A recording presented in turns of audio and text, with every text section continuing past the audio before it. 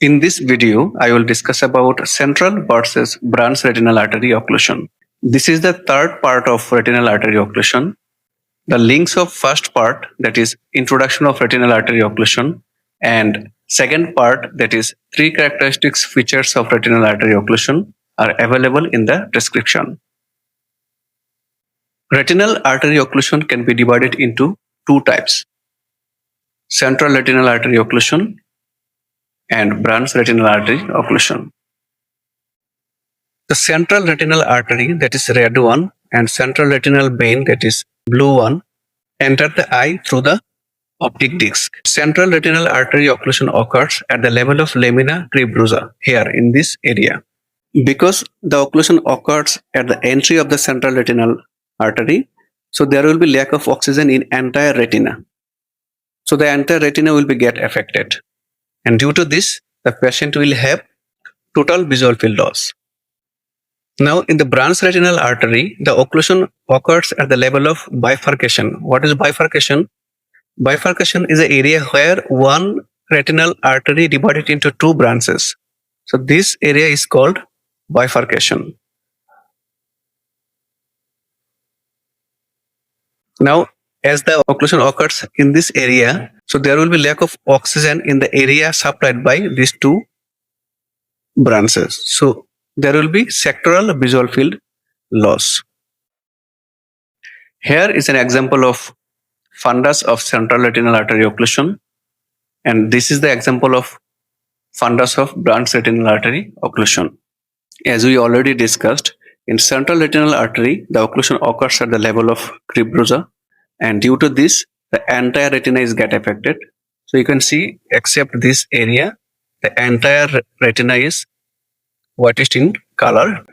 In the branch retinal artery occlusion, it occurs in the level of bifurcation, and due to which only a sectoral area is get affected, only this area. Now let's see the clinical features of central retinal artery occlusion. Symptoms: Preparing for optometry government exams? Enroll our course to get access.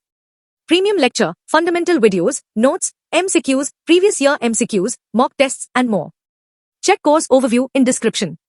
Symptoms: there will be sudden, profound, painless loss of vision. So the visual acuity loss will be sudden, not gradual or chronic. Suddenly there will be reduction in the vision, and it will be profound. It will be very severe, and there will be no pain. Visual acuity will be severely reduced because the entire retina is affected, and the recovery will be very poor because the retinal cells are permanent cells. Once they get damaged forever. So there will be severe visual acuity reduction in central retinal artery occlusion. Relative afferent pupillary defect. It will be profound and sometimes total. Now, suppose this eye is having central retinal artery occlusion. In a normal or dim light condition, if we shine a torch in the normal eye, then the rays will strike the retina, and from the retina, the signal will be transferred to the brain, and the brain will send signal to constrict the pupil so that the amount of light can be controlled. Now, if you shine the torch in the affected eye, the eye with the central retinal artery occlusion, then the light will strike the retina, but the retina is already damaged due to the central retinal artery occlusion. So the signal won't reach the brain. So the brain don't know whether you are flashing a light to the eye or not. So it won't constrict. It will be remain same. That is called relative afferent pupillary defect. In fundus fluorescein angiography, it will shows variable delays in arterial filling. Because due to the occlusion in the central retinal artery, the arterial supply won't be in normal way. So it will shows variable delay in arterial filling. In optical coherence tomography, embolic plaque within the optic nerve head can be seen. Here you can see in the optic nerve head area, there is an embolic plaque. Now what are the fundal signs in central retinal artery occlusion? Cherry red spot. This is the most important sign for central retinal artery occlusion and asked in most competitive exams. Why cherry red spot occurs? Our retina has 10 layers and the inner 5 layers is transparent and supplied by the retinal arterial system. Now when there is a central retinal artery occlusion, there is lack of blood supply in the inner 5 layers of the retina. And when there is lack of blood supply, there will be lack of oxygen supply, and due to this they will get edematous or damaged, and due to edema their transparency is lost. So the red reflex from the choroid won't be seen in the entire retina. But in the foveal area, the foveal area is the thinnest and there is no arterial supply, due to which this area is not get affected, and through this area the red reflex of the choroid can be seen, which lead to form the cherry red spot. Emboli are visible in 20% cases, and in 2% of eyes developed retinal and disc neovascularization.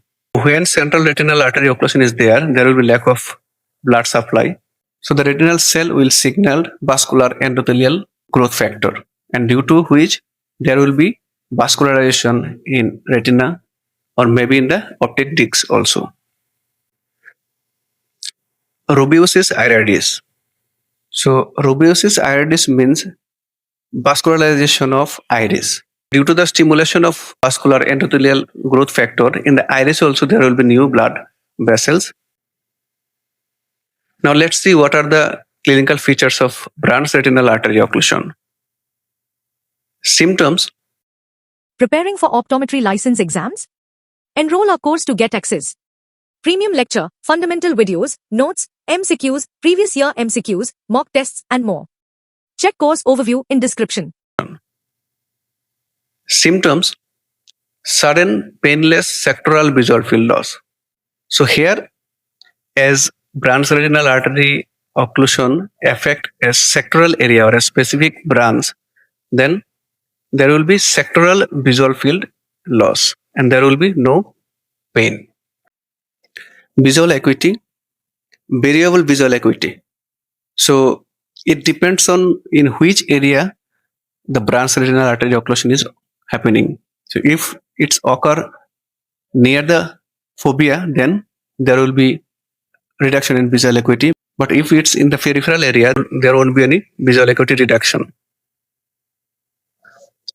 Relative afferent pupillary defect, often present but not always, because again in branch retinal artery occlusion only a specific area is get affected. When you shine a torch, it illuminated the entire retina. So even if a specific area is get damaged, the signal will reach to the brain.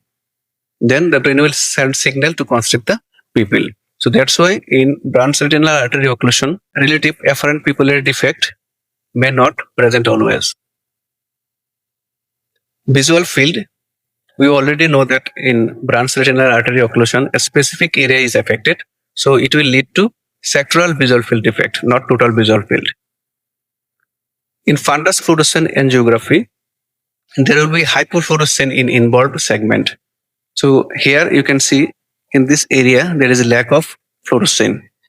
Why? Because there is a occlusion in branch retinal artery. So the fluorescence are not able to reach in this area. Now, what are the fundal signs in branch retinal artery occlusion?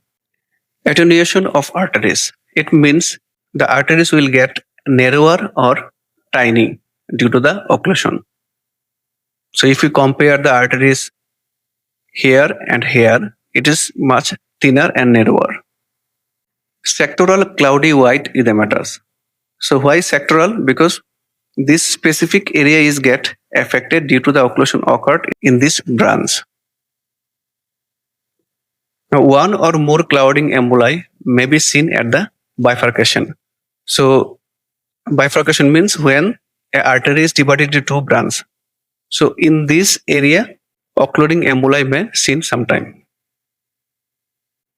Now in the next video, I will discuss about 5 causes of retinal artery occlusion. Till then, Stay with smart optometry and study optometry smartly.